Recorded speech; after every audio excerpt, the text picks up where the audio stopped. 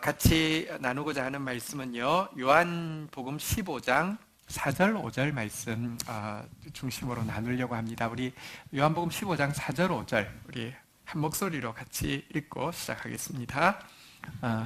요한복음 15장 4절 5절 우리 한 목소리로 읽겠습니다. 시작.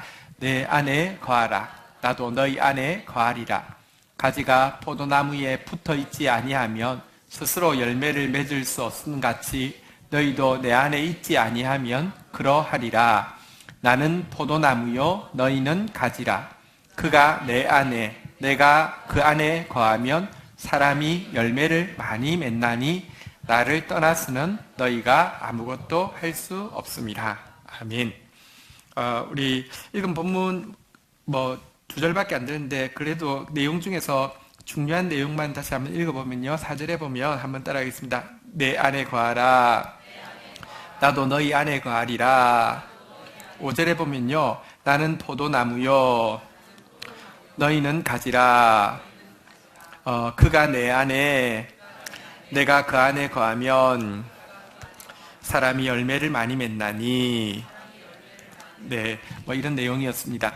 이 중에서 제일 마지막에 읽었던 내용으로 제목을 삼아 보았는데요. 한번 따라하겠습니다. 내가 그 안에 거하면 사람이 열매를 많이 맺습니다.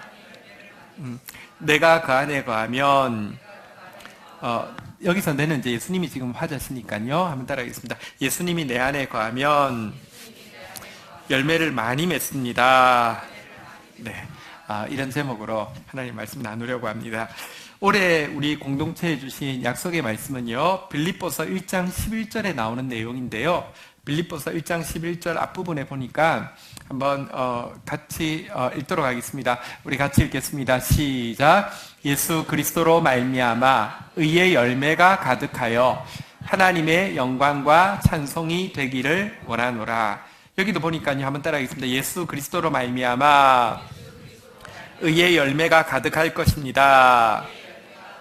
우리 오늘 제목도요, 예수님이 내 안에 거하시면 열매를 많이 맺게 될 것입니다. 네, 이런 내용으로 첫 주 하나님 말씀 나누겠습니다. 여러분, 의의 열매가 가득하리라. 많은 열매를 맺게 될 것이라. 이런 약속의 말씀으로 시작하는데, 사실은 이 말씀을 대할 때 우리 속에 믿음보다는요, 패배감이, 믿음보다는 좌절감이, 믿음보다는 죄책감이 들 때가 꽤 많습니다. 열매에 대해서 생각하면요, 성도들이 주일날 와서 기도할 때 내용을 보면 한 주간 동안 주 안에 살았어야 하는데 그렇게 살지 못하고 세상으로 나갔습니다. 그래서 한 번도 제대로 된 열매를 맺어본 적이 없는 삶을 살았습니다. 이런 고백들 언제나 합니다. 이제부터라도 항상 주 안에 거하는 삶이 되게 해주셔서 풍성한 열매로 하나님께 영광 돌리게 해주옵소서. 이런 고백을 언제나 합니다. 문제는 이 고백이 매주 매년 반복된다는 것입니다. 그래서요, 내 안에 거하라. 나도 너희 안에 거하리라. 이 우리가 읽었던 말씀을 대할 때요, 느낌이 주 안에 거해야 되는데 주 안에 거하는 일이 없으니 이렇게 되는 겁니다. 나는 포도나무요 너희는 가지라. 예수님은 포도나무인데 나는 왜 이렇게 싸가질까? 이렇게 생각하는 겁니다. 내가 그 안에 거하면 많은 열매를 맺나니, 나는 주 안에 거한 적이 없으니 나는 열매를 조금도 맺을 수 없어. 자꾸 이런 식으로 이 성경 구절들을 읽습니다. 죄책감만 더하고 사실은 패배의식만, 좌절감만 심어주는 성경 구절이 되고 있습니다. 그러나 예수님께서 이 말씀을 주신 이유는요, 목적은 전혀 다른 것입니다. 그리고 예수님께 이 말씀은 우리에게 말씀하신 대로 다시 한번 따라하겠습니다. 예수님이 내 안에 거하시니 열매를 많이 맺게 되어 있습니다. 이게 우리가 읽었던 4절 5절의 그 요약인데요, 사실 이 말씀을 우리가 너무 잘 모르고 있기 때문에 이와 같은 말씀을 읽으면서도 좌절감밖에 못 느끼고 있는 것입니다. 진리가 우리를 자유케 하고요, 믿음이 우리 가운데 역사합니다. 진리를 제대로 알 때 예수님께서 주신 이 엄청난 축복의 약속이 무엇인지 새롭게 보이게 될 것이고요.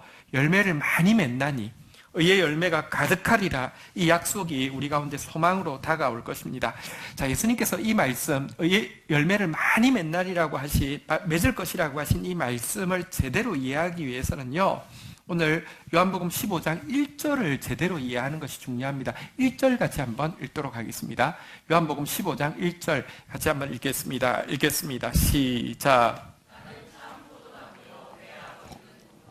굉장히 짧은 구절이고 또 너무 익숙해서 어릴 때부터 찬송가로도 많이 불렀잖아요. 예수는 참포도나무, 주님, 그다음 뭐죠? 예, 어쨌든 많이 불러서 너무 익숙한 표현이지만 사실 이 한 구절이요, 구약 전체를 폐지하고 완성시켜서 신약이라는 새 시대를 여는 혁명과도 같은 선언입니다. 엄청난 선언입니다. 여러분, 다시 한번 따라하겠습니다. 나는 참 포도나무요, 내 아버지는 농부라. 이게 왜 혁명적인 선언이냐고 하면요, 구약은요, 포도나무가 누구였냐고 하면 이스라엘이었고요. 지금 이야기로 하면 우리 자신을, 우리 개개인을 포도나무라고 이야기하는 시대가 구약입니다. 우리는 포도나무였습니다. 우리는 하나님의 말씀에 순종함으로 말미암아 좋은 열매를 맺을 사명을 가지고 선택받은 포도나무였다. 이것이 구약입니다. 그런데 문제는 이 구약에 이스라엘도 우리도 실패했다는 것입니다. 이사야서 5장 2절에 보면 여기에 대해서 잘 나오고 있는데요. 하나님께서 땅을 파서 돌을 제하고 극상품 포도나무를 심었도다. 우리를 극상품 포도나무로 심었다는 것입니다. 그 중에 망대를 세웠고 또 그 안에 술틀을 팠도다. 좋은 포도 맺기를 바랐더니 한번 따라하겠습니다. 들포도를 맺었도다. 우리는 좋은 하나님의 말씀에 순종하여서 좋은 열매를 맺을 사명 가지고 극상품 포도나무로, 참 포도나무로 심음 받았지만 그 결과는 들포도밖에 못 맺었다는 것이 구약입니다. 사실 진실한 성도들은요, 열매 맺기 위해서 회개도 많이 했습니다. 결심도 굳게 했습니다. 죽을 것처럼 노력도 해보았습니다. 그런데 되돌아보면요, 결과는 언제나 실패로 끝났습니다. 열매가 있다고 생각했습니다. 열매에 대해서 자랑스러워하기도 했고 간증도 하기도 했습니다. 그러나 조금 지나서 자세히 보면요, 그 열매는 쉬어서 나한테도, 나도 못 먹고 남도 못 먹는, 내가 이루는 업적이요, 나한테뿐 아니라 내 자녀에게 누구에게도 다 상처와 고통을 주는 것이지 들포도였지 아무에게도 축복이 되지 못했다는 것입니다. 여러분, 그래서 이 비극적인 이 구약은요, 이사야서 5장 5절에 보면요, 하나님께서 이렇게 선언하십니다. 이제 내가 내 포도원에 어떻게 행할지 너희에게 이르리라. 내가 그 울타리를 걷어 먹힘을 당하게 하고 그 담을 헐어 짓밟히게 할 것이요, 내가 그것을 황폐하게 하리니 다시는 가지를 자름이나 북을 돋우지 못하여 찔레와 가시가 날 것이며 내가 또 구름에게 명하여 그 위에 비를 내리지 못하게 하리라. 완전히 황무지로 모든 것이 다 뽑히고 찍히고 끝나는 죽음으로 끝나게 되었다. 이것이 구약 시대입니다. 그리고 또 이것이 우리가 지금까지 경험하고 있는 바입니다. 나로서 한 것은요, 전부 기껏해야 들포도였고요. 들포도 가지고는 열매 아닙니다. 들포도 맺은 것 가지고 열매 맺었다고 착각하시면 안 됩니다. 열매 아닌 것입니다. 그런데 한 가지 우리가 기억해야 될 것이 있습니다. 이와 같은 실패, 이와 같은 죽음이 헛된 것이냐? 아니요. 바른 신앙은요, 철저한 실패와 죽음으로부터 시작됩니다. 진짜 신약은 철저한 구약의 종말로부터 시작되어집니다. 진짜 죽은 사람만이 진짜 살 수 있습니다. 어떤 심리학자보다 또 어떤 신학자보다 인간을 가장 깊이 이해하고 구원을 가장 정확하게 소개하고 있다고 모든 사람들이 이야기하는 도에도옙스키에게 그가 이런 글쓰기를 시작하게 된 결정적인 계기가 있었습니다. 그것은 무엇이냐고 하면 사형 선고였습니다. 젊은 시절 귀족이었던 도에도옙스키는 그 당시 러시아가 너무 부패했기 때문에 젊은 청년들과 함께 짜르인 니콜라스 1세가 반역단체로 규정했던 어떤 조직에 소속이 된 적이 있습니다. 이것 때문에 체포되었는데요. 짜르가 볼 때 이 젊은 애들은요, 사실은 말뿐인 이상주의자고 급진주의자여서 별로 죄가 크지 않다는 걸 잘 알고 있었습니다. 그런데 그런 일을 다시는 꿈도 못 꾸도록 겁주려는 의도에서 사형을 사실은 모의로, 자기는 이제 그냥 모의로 사형을 지시를 하게 되었습니다. 당사자는 모르고 있던 일이죠. 8달 동안 감옥에 갇혀있던 어느 날 갑자기 크리스마스 사흘 앞둔 지독히 추운 아침에 감옥에서 갑자기 도에도옙스키와 일행들을 마차에 태워서 광장으로 내몰았습니다. 광장에 갔더니 정부 관리가 서 있었는데요. 도착하자마자 줄을 세워놓고 그 집행문을 낭독합니다. 사형을 선언한다는 것입니다. 앞에 보니까 사형을 집행할 소총 분대가 이미 자리를 잡고 있었습니다. 집행관이 오더니 모자를 벗기고 옷을 하얀색 수의로 갈아입히고는 손을 뒤로 단단히 결박을 하게 되었습니다. 임종 신부가 찾아오더니 죄의 삭은 사망이라는 하나님의 말씀을 읽어주더니 십자가를 내밀면서 마지막 입맞춤을 하라고 합니다. 자, 그리고 나서는 그 순서대로 사형을 집행하기 위해서 제일 먼저 집행할 죄수 3명의 이름을 불렀습니다. 도에도옙스키가 불려서 기둥 앞에 서니까 기둥에 묶이게 되었습니다. 사격 준비라는 소리가 들리자 북 소리를 누르르 하면서 그 병사들 전부 다 공의를 뒤로 탁 젖혀서 어깨에 탁 매게 되었습니다. 진짜 다 끝난 거죠. 물론 아까 짜르는요 이미 계획을 한 것이기 때문에 그 순간 전령이 그 광장으로 쏜살같이 말을 타고 뛰어들어와서는 짜르가 자비를 베풀어서 사형을 중노동으로 바꾸어 준다는 조서를 발표하게 되었습니다. 자, 그런데 이 순간이 도에도옙스키에게는요 죽는 날까지 단 한 순간도 잊어버리지 않는 그런 경험이 되게 되었습니다. 사람이요 동일한 일을 겪어도 사실은 받아들이는 것에 따라 전혀 다를 수 있는데요. 그는 그 순간이 진짜 죽는 순간이었던 것입니다. 그래서 그 다음부터의 순간은 진짜 살아난 순간이었던 것입니다. 여러분 사실 그래서 이제 크리스마스 자정 종소리와 함께 시베리아로 유배를 떠나는데 발에는 4.5kg의 족쇄에 채여진 상태에서 18일 동안 지붕도 없는 썰매에 갇혀서 여러분들 이동하는데 온몸이 동상이 걸릴 정도로 해서 18일 만에 시베리아에 도착했습니다.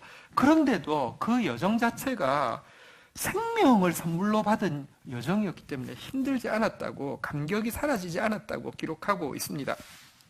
시베리아에 도착했을 때 경건한 부인들이 신약 성경 한 권을 그에게 전해 주었습니다. 물론 성경을 안 읽을 거라는 사실을 알기 때문에 성경책을 찬찬히 뒤져보면 16불짜리가 숨어 있어요. 이렇게 이야기하면서 준 것이긴 합니다. 그리고 사실 감옥에 가져갈 수 있는 유일한 책도 신약 성경밖에 없었기 때문에 성경을 준 것입니다. 그런데 그는 이 생명에 대한 감격이 있었기 때문에 그 성경이 새롭게 보이게 되었고요. 처음부터 끝까지 한 장도 빼지 않고 연구하고 묵상하고 외우게 되었고요. 그러면서 그곳에서 무려 10년간 중노동을 하는 형기를 살아야 했는데요. 감옥에 있으면서 심한 그 병을 얻어가지고 간질병으로 말미암아 엄청나게 막 쓰러지는 일이 많았었고요. 책이 너무 그리워도 작가니까요.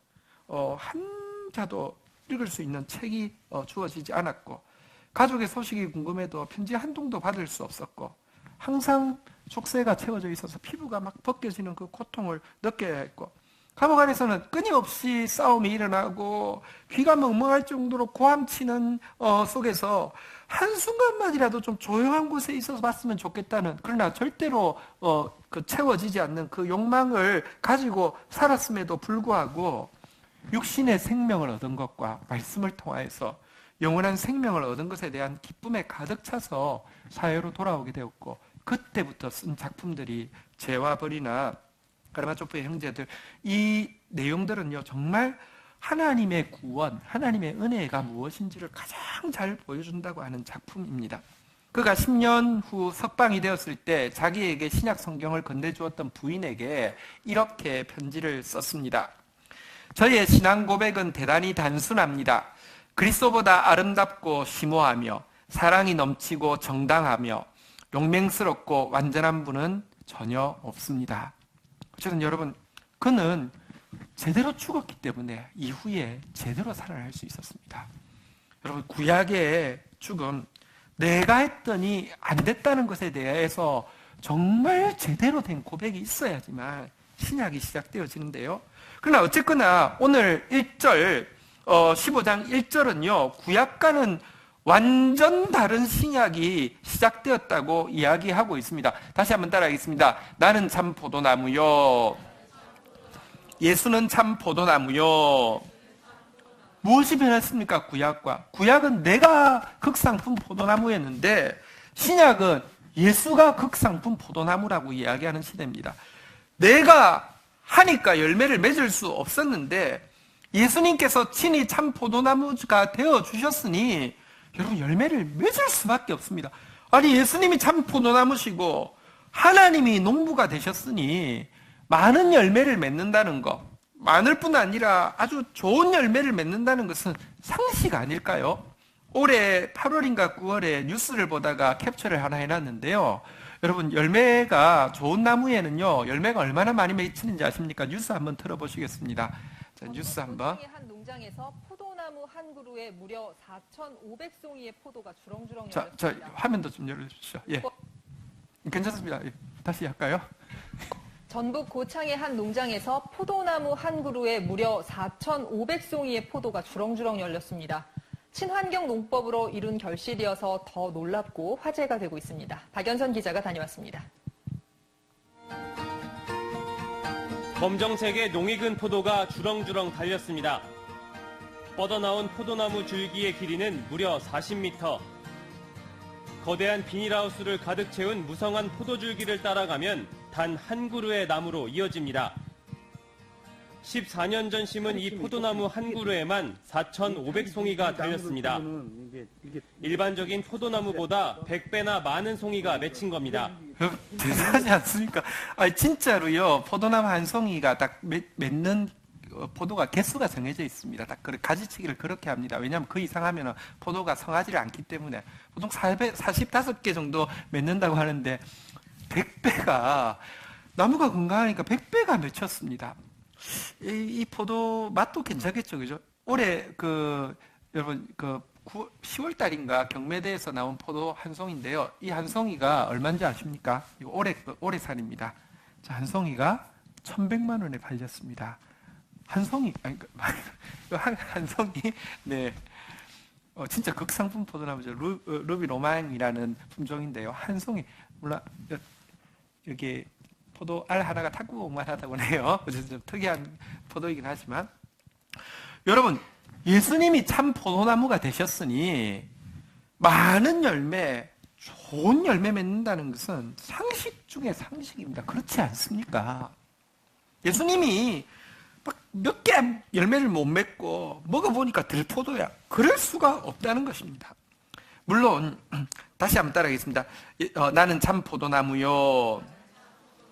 예수님이 포도나무 되시는 것 자체는요, 여러분, 그냥 말로만 되는 게 아닙니다. 예수님이 우리를 보고, 야, 니네가 포도나무 하니까 안 되겠다, 치워버려, 내가 할게, 이러면 우리하고 아무 상관없는 것입니다. 말로만 한 것이 아니라 엄청난 대가 지불이 된 것입니다. 우리라는 이 악한 포도나무가 맺은 이 열매를요, 이것을요, 당신이 친히 포도나무가 되시고 그것이 우리와 연관되어지게 하기 위해서 주님께서 지불하신 그 대가가 십자가인데요. 십자가에 대해서 근래에 고고학적으로 새로 발굴되어진 중요한 자료가 하나 나와서 영상이 있어서 제가 좀 캡처를 했는데, 뭐냐고 하면 뼈가 하나 이스라엘에서 발견됐는데, 십자가 처형을 당한 죄수의 뼈입니다. 어느 부위냐고 하면 요걸 복숭아씨 뭐라고 하죠? 요 뼈인데요. 못이 어떻게 통과했냐면 이 뼈를 정확하게 관통해서 통과를 하는 겁니다. 그리고 이 끝자락에 나무 조각이 여전히 붙어 있는 상태의 뼈가 발견되었습니다. 그러니까 다시 말하면 지금까지 우리가 생각할 때는 십자가 그러면 이렇게 해서 여기 중간을 아마 박았을 거다 이렇게 생각했는데 고고학적으로 보니까 양발 끝에 발을 나무에 이렇게 걸치게 되면 여기를 나무를 중간에 끼워서 박았던 것으로 이렇게 고고학적인 모습이 발견되었습니다. 자, 그런데요, 이 부분뿐만 아니라 상단은 어땠을까에 대해서 이 고고학적인 발굴을 추측으로 토대로 이렇게 영상을 만들어 놨는데 한번 좀 보겠습니다. 소리는 약간만 들어주십시오. 영어로 되어 있어서 별로 도움은 안 됩니다. 자, 한번 그 십자가 한번 보십시오. 그러니까 십자가 장면이 이렇게 발이 이렇게 되어 있었다는 것입니다. 발굴에 선도 이제 그러니까 동일하게 이제 나무를 통해서 이렇게 고정했을 것이죠. 근데 뒤에 한번 보십시오. 뭐가 좀 색다른 게 있지 않습니까? 나무가 그 십자가 나무가 실제 나무인 게 보이십니까? 우리가 지금까지 생각하기로는 십자가란 이렇게 이제 가로 나무하고 세로 나무하고 이렇게 되어 있어가지고 두 개인데 이제 두 개를 가져가서 이렇게 결합을 시켜서 이렇게 하는 것으로 생각했는데 이번에 고고학 발굴을 통해서 주장하는 바는 뭐냐고 하면 골고다로 갔는데 골고다 언덕에서가 아니라 골고다 언덕 밑에 실제로 존재하는 나무에 이 이제 가로 나무만 가져가서는 못을 박았을 것이다라는 주장입니다. 근데 근거가 상당히 있습니다. 왜냐고 하면 예수님이 십자가 못 박히실 때 지나가는 사람들이 모욕하는 장면이 나옵니다. 언덕 위에 있으면요, 지나가는 사람의 모욕하는 장면 소리가 들리지 않습니다. 그러니까 예를 들면 기록자가 예수님 옆에 있으면 이 사람 소리가 들리지 않을 것이고요. 그러니까 이 사람들 속에 있으면 예수님은 그 소리를 들을 수 없을 것입니다. 근데 사실 로마에서 십자가 처형을 할 때 사실 그 이제 아피아 가도라고 해서 승전을 해서 쫙 올라오는 그 이제 큰 길이 있습니다. 가쪽에 십자가를 쭉 이렇게 그 십자가 나무, 그러니까 뭐냐고 하면 사람들이요 아이 컨택을 할 수 있는 위치에 나무에 달리면 앞에 있는 사람 길 바로 가에 있기 때문에 눈을 보면서 모욕할 수 있게 해서 최대한 수치와 모욕을 당하게 했다. 그러니까 길가에서 예수님을 모욕한 장면이나 혹은 또 성경에 보면 나무에 달린 자마다 저주를 받는 자니 이런 구절이 있습니다. 물론 다듬은 나무도 나무겠지만 실제 나무에 달렸을 수 있음을 보여주는 내용입니다.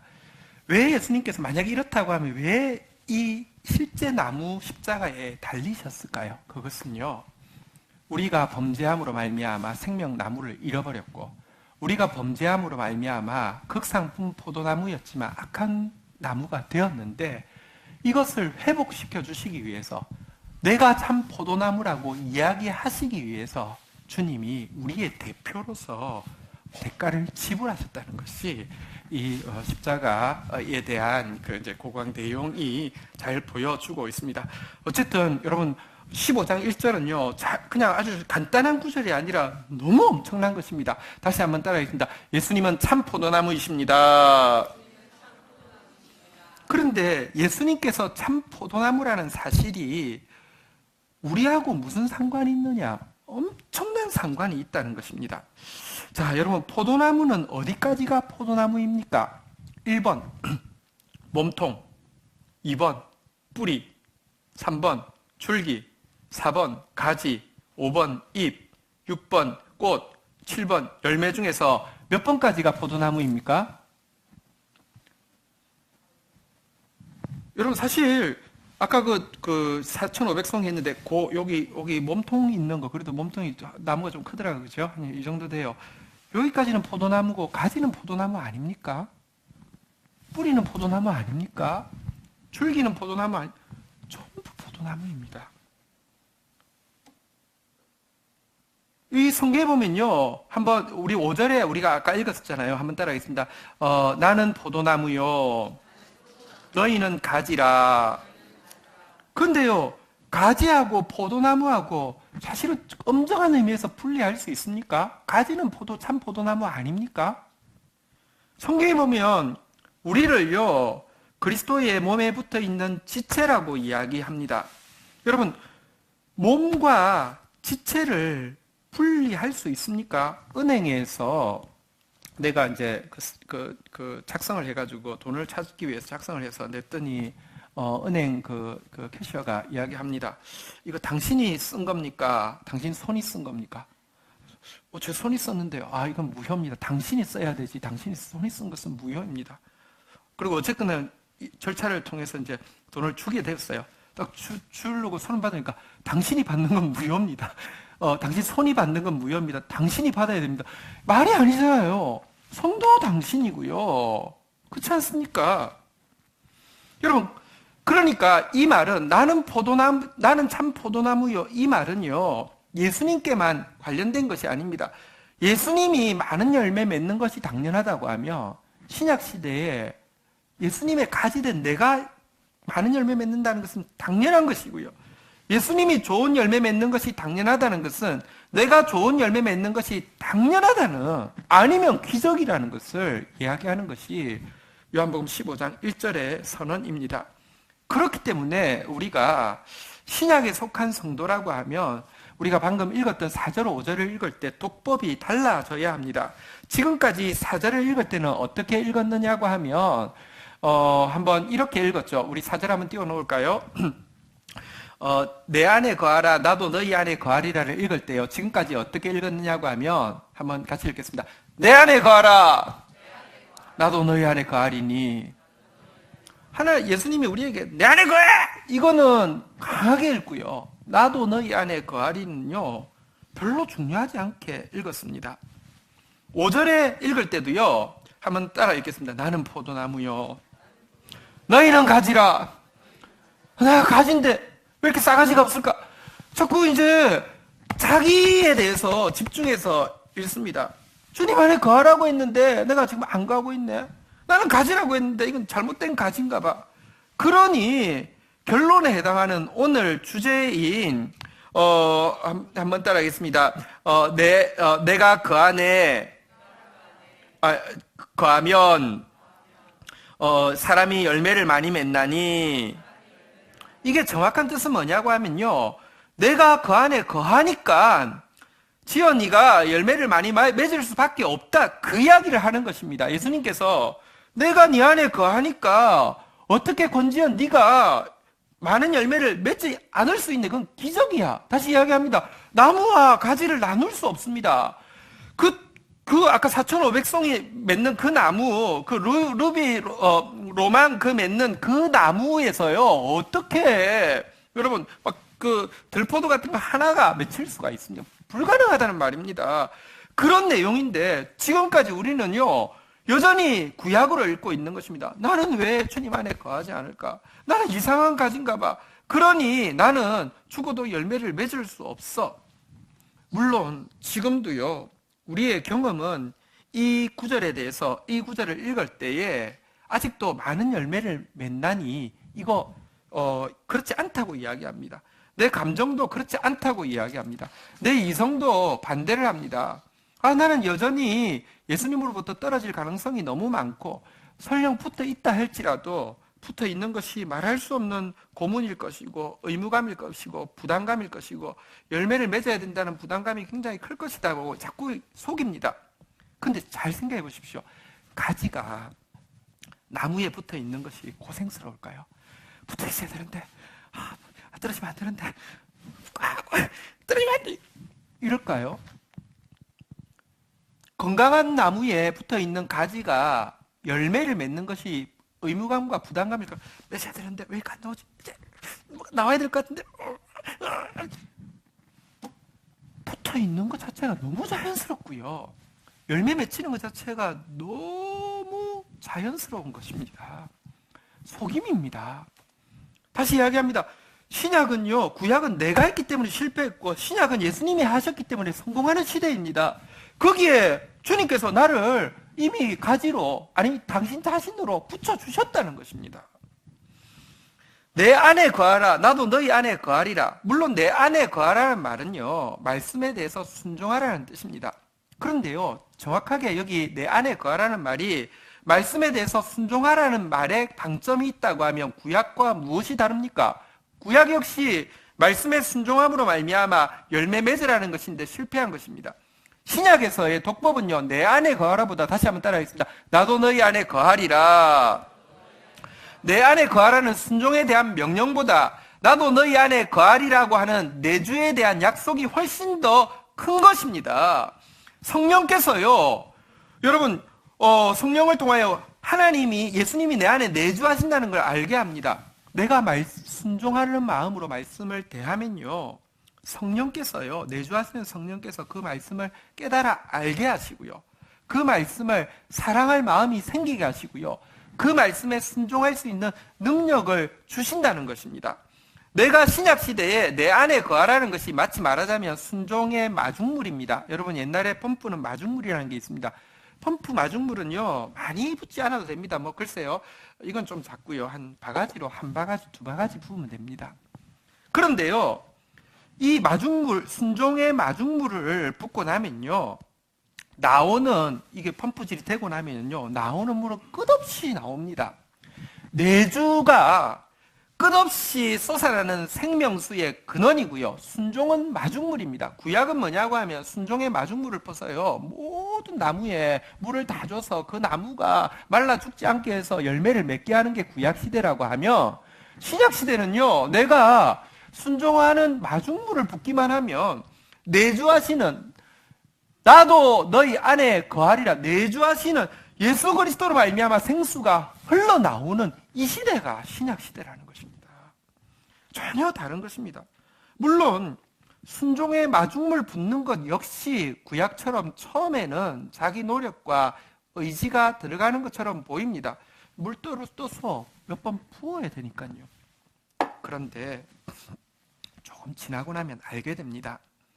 내가 순종하는 정도가요, 발목까지, 무릎까지, 허리까지 지날 때까지는 이게 진짜 내가 하는 것 같고 구약과 다른 게 없는 것 같아 보이는데요, 이 단계를 넘어서서 주님의 임재가 느껴지고 주님의 내주하심을 경험하기 시작하면요, 더 이상 순종하는 자기 자신은 전혀 생각도 안 나고요, 내 계산과 내 경험을 뛰어넘어서 역사하시는 하나님의 내주하심만이 보이게 된다는 것입니다. 이게 신약시대에 우리에게 약속되어진 엄청난 축복입니다. 실제 그러합니다. 마중물 붓는 거, 여러분, 마중물 붓고 있을 때는 진짜 그 행위만 보면, 다시 이야기합니다. 신약, 구약은요, 내가 이거 물을 떠가지고 내 앞에 한 2,000평 포도원이 있으면 그걸 다 이 물 부어가지고 말라 죽지 않도록 해가지고 열매 맺게 하는 것입니다. 저 죽을 일입니다. 저 고흥내를 가가지고요, 우리 앞에 그 잔디밭이 한 100평도 안 되는데요, 그거 제대로요, 제초제 뿌리는데도 하더니, 야, 이거 사람 사서 해야 되겠다, 안 되겠다 싶을 정도로 힘들었어요. 근데요, 내 앞에 한 1,000평, 2,000평 포도원에 내가 잘 줘가지고, 물 잘 줘가지고, 불가능합니다. 근데요, 어쨌거나, 순종의 마중물 볼 때는 똑같다고 느낄 수 있습니다. 몇 번이라도요. 해보십시오.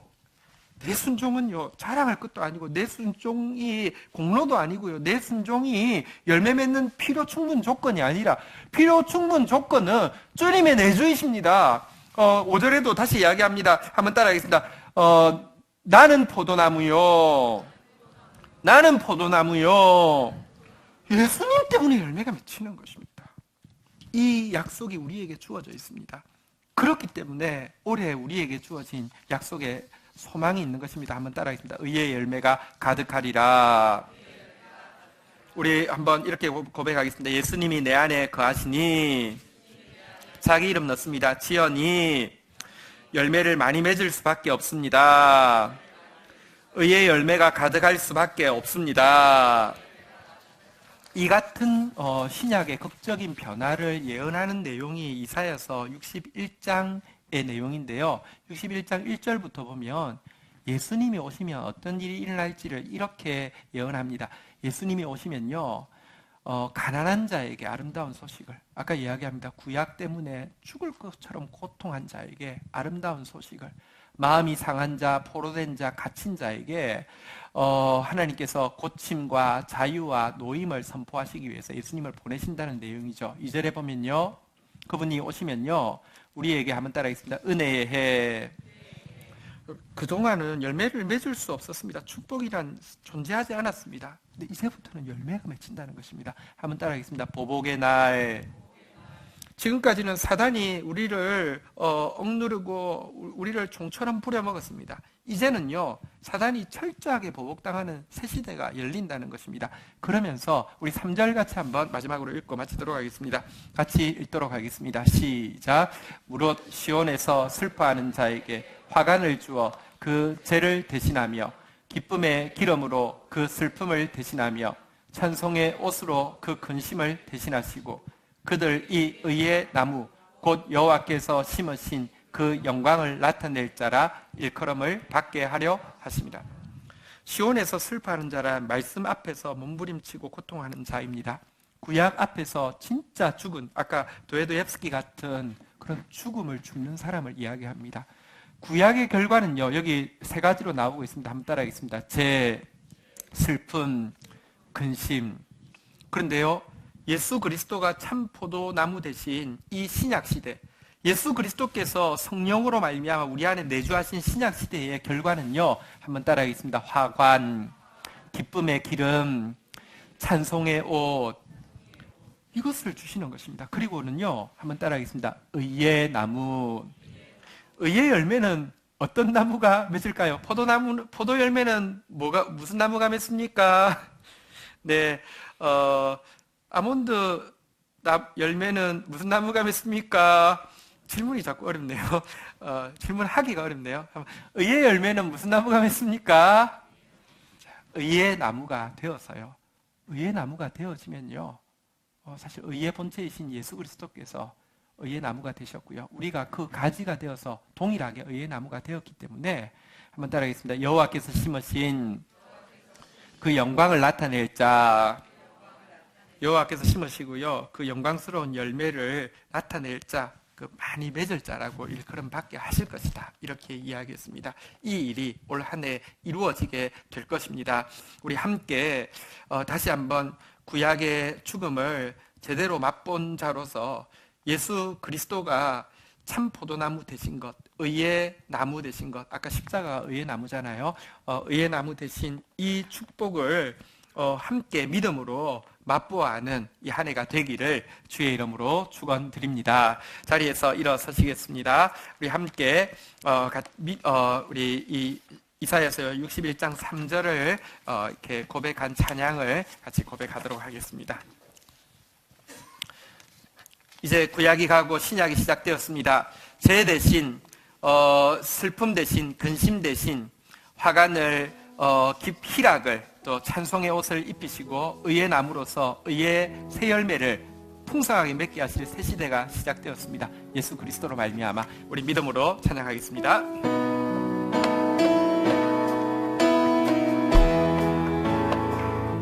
죄 대신 화관을 내게 슬픔 대신 희락을 근심 대신 찬송의 옷을 입히사 우리로 여호와의 지으신 의의 나무 되어 주께.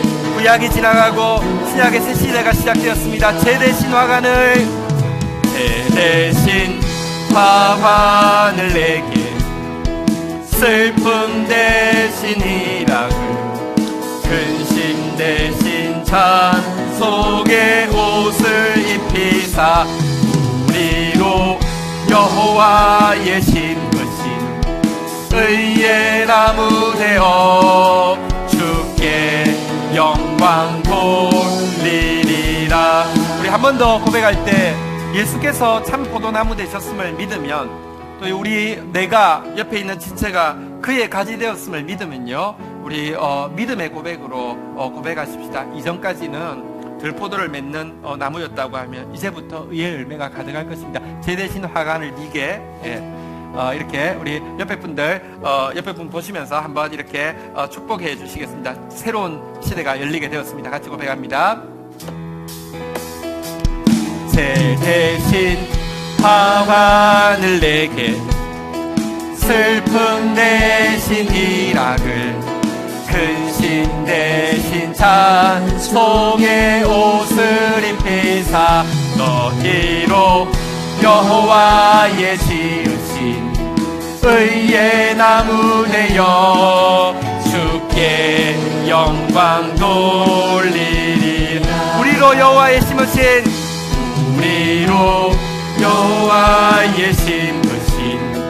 의의 나무 되어 주께 영광 돌리리라.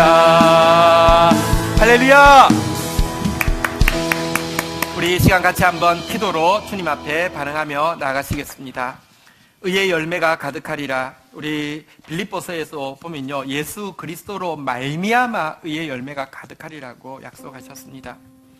우리 다시 한번, 나 자신은요 들포도밖에 맺을 수 없으며 나 자신의 결론은 죄는 사람이 죽었을 때 뒤집어 쓰는 것입니다. 죄요, 나 자신의 결론은요 슬픔과 근심에 끝날 수밖에 없었는데 하나님께서 예수 그리스도를 우리에게 보내주시고 그가 친히 참 포도나무 되게 하시고 우리가 그의 가지가 되게 하시며 우리의 순종의 마중물 이상으로 그의 내주에 끊임없는 축복을 이미 허락하여 주셔놓고는 의의 열매가 가득하리라 약속해 주셨습니다. 이 한 해 기쁨으로, 가지가 나무에 붙어 있음이 기쁨이고 가지가 열매 맺는 것이 다 자연스러운 것처럼 우리가 이 한 해 기쁨으로 마중물을 부으며 그 안에 들어가다가 주님께서 솟아나는 그 영생수로 말미암아 예수님께서 하시던 일들, 예수님께서 가지던 마음 가지고 예수님의 열매를 맛보는 한 해가 되게 해달라고 우리 한 해를 주님께 부탁하면서 기도하는 시간 가지도록 하겠습니다. 주여 고백하며 기도하시겠습니다. 주여, 주여, 신약의 새 시대를 열어주신 주님을 찬양합니다. 주님 친히 참 포도나무 되어주시고 우리를 당신 안에 거하게 해주신 것을 인하여서 감사합니다. 아버지 하나님, 쉽고 가벼운 순종의 마중물의 짐을 허락하여 주신 것을 감사하고 내 안에 거하시는 내주의 기적과 같은 생명을 맛볼 수 있도록 허락하여 주신 것 감사합니다. 하나님, 다시 한번 온전히 주님 앞에서 죽는 자 되어지게 하여 주시고 하나님, 구약의 죽음을 맛본 자 되어지게 하여 주시고 시온에서 슬퍼하는 자 되어지게 하여 주시다가 하나님이여 주 안에서 아버지 기뻐하며 희락의 기름을 또 찬송의 옷을 아름다운 꽃간을 쓴 자로서 주님을 찬양하며 의의 나무 되어서 의의 열매를 가득 맺는 한 해가 되어질 수 있도록 주여 역사하여 주시기를 간절히 양보하고 소원합니다. 올해 예수 그리스도로 말미암아 의의 열매가 가득하리라고 하셨는데 믿음의 고백을 원하시는 주님 앞에서 믿음의 고백으로 나아갈 수 있도록 주님 역사하여 주시기를 원합니다. 우리 한 번 더 기도할 때 여러분, 믿음이 기쁘시게 합니다. 아브라함은 믿음으로 말미암아 하나님을 기쁘시게 하는 자라고 인정받았습니다. 나는 포도나무여 너희는 가지니, 과거는 너희는 가지니 집중했다고 하면 이제는 나는 포도나무여만 기억하십시다. 이게 온전하게 고백되어질 때까지는요, 나는 가지 너희는 가지니 기억하지 않으셔도 됩니다. 여러분, 예수 그리스도를 찬양하십시다. 그분은 많은 열매를 맺을 수밖에 없습니다. 그분은 좋은 열매를 맺을 수밖에 없습니다. 의의 열매가 가득할 수밖에 없는 의의 나무의 본체이십니다. 그분을 찬양하십시다. 그리고 그분이 내 안에 내주에 계시며 절대로 떠나지 아니하시며 절대로 포기하지 아니하시며 반드시 함께 하실 것입니다. 우리가 그분을 찬양하면서 그분이 올해의 의의 열매를 풍성하게 맺을 수밖에 없는 것에 대해서 믿음으로 고백하면서 나가시겠습니다. 예수에게 집중합니다. 올 한 해를 우리 영광 받으실 예수님께 집중하여서 그분을 높이는 기도로 나아가도록 하겠습니다. 같이 기도하시겠습니다. 주여, 주여, 주여, 참 포도나무 되신 예수님을 찬양합니다. 의의 열매를 많이 맺을 수밖에 없는 예수님을 찬양합니다. 아버지 하나님이여, 그 열매로 말미암아 많은 사람들 살리실 예수님을 찬양합니다. 하나님, 그 열매로 말미암아 아름다운 향기를 발하실 예수님을 찬양합니다. 의의 열매가 가득하리라고 하신 주님, 의의 나무이신 주님께 의의 열매만큼 자연스럽고 당연한 일이 어디 있습니까? 이것을 찬양합니다. 이것을 기뻐합니다. 이것을 자랑합니다. 이것을 신뢰합니다. 이것을 선포합니다. 그렇게 행하실 주님을 높입니다. 주여 영광 받아 주옵소서. 친히 일하여 주옵소서. 하나님 모든 영광을 받아 주옵소서. 하나님 그리하여서 주님 약속하신 대로 가난한 자에게 복음이 전해지게 하여 주시며 억눌린 자, 갇힌 자, 매인 자들이 자유케 되어지며 하나님 은혜의 해가 선포되어지게 하여 주시는 하나님의 구원을 맛보아 알게 하여 주시며 그 영광스러운 일에 통로로 사용되어지게 은혜를 더하여 주옵소서. 함께 외치며 중보하며 나아가겠습니다. 나라를 위하여, 교회를 위하여, 열방을 위하여, 구원받을 한 영혼 위하여, 치유받을 한 영혼 위하여, 미래의 교회의 주역이 될 다음 세대를 위하여. 하나님 새해를 여시고 또 신약의 새 시대를 여시고 새 약속의 말씀을 여신 것을 감사합니다. 의의 열매가 가득할 것을 찬양합니다. 내 안에 거하시는 예수로 말미암아 많은 열매가 맺힐 것을 찬양합니다. 새 시대를 열어주셨사오니 순종의 마중물 기쁘게 붓고 나아가다가 이미 내 안에 떠나지도 아니하시고 버리지도 아니하시고 거하시는 내주하시는 예수 그리스도와 함께 춤추는 한 해, 열매 맺는 한 해, 영광 돌리는 한 해 되게 인도하여 주옵소서. 예수 그리스도의 이름으로 기도 올립니다. 아멘. 우리 광고 내용 중에서요, 우리 내일 GT 더 깊은 묵상 세미나가 있습니다. 우리 1월 1일부터 GT로 시작하고 있는데요. 1월 달에는 데살로니가 전서 후서 묵상하는데 그것에 대해서 10시부터 1시까지 해서 이렇게 깊이 이렇게 리뷰하고 또 이렇게 포인트를 이렇게 잡아드리는 시간을 가집니다. 관심 있는 분들 회비는 10,000원이고요. 오셔서 또 간식과 간단한 식사도 준비됩니다. 함께 해주시기를 부탁드리겠습니다. 또 한 가지 광고가 있는데요. 독서 모임이 매달 한 권의 책을 읽는 것을 목표로 하는 독서 모임이 첫 모임이 1월 27일 주일 오후 4시에 첫 모임을 가지려고 합니다. 이번 달 책은 1세기 그리스도인의 하루이고요. 이 독서 모임 인도는 김나래 집사님 하시는데, 김나래 집사님은 사실 국민일보 전체에서도 이 독서 책에 대해서는 가장 전문가십니다. 그래서 아마 되게 풍성한 시간이 될 것 같습니다. 관심 있는 분들은 1세기 그리스도인의 하루 이야기 책 읽으시고 27일 날 함께 해주시며 반응 보고 반응 좋으면 1년에 12권 읽는 모임으로 할 생각이 있습니다. 함께 해주시면 좋겠습니다. 우리 블레스의 중창팀의 단원을 모집하고 있습니다. 연습 시간은 주일 오후 1시 30분부터 2시까지인데요. 많은 참여를 부탁드리겠습니다. 자리에서 일어서시겠습니다. 우리 옆에 분들에게 이렇게 인사를 합시다. 의의 열매가 가득할 것입니다. 많은 열매가 맺힐 것입니다. 네, 축도하겠습니다. 여호와는 내게 복을 주시며 너를 지키시기를 원하며 여호와는 그 얼굴을 내게 비추사 은혜 주시기를 원하며 여호와는 그 얼굴을 내게로 향하여 드사 평강 주시기를 원하노라. 주 예수 그리스도의 은혜와 아버지 하나님의 사랑과 성령의 교통하심이 너희 무리와 함께 계실지어다. 아멘.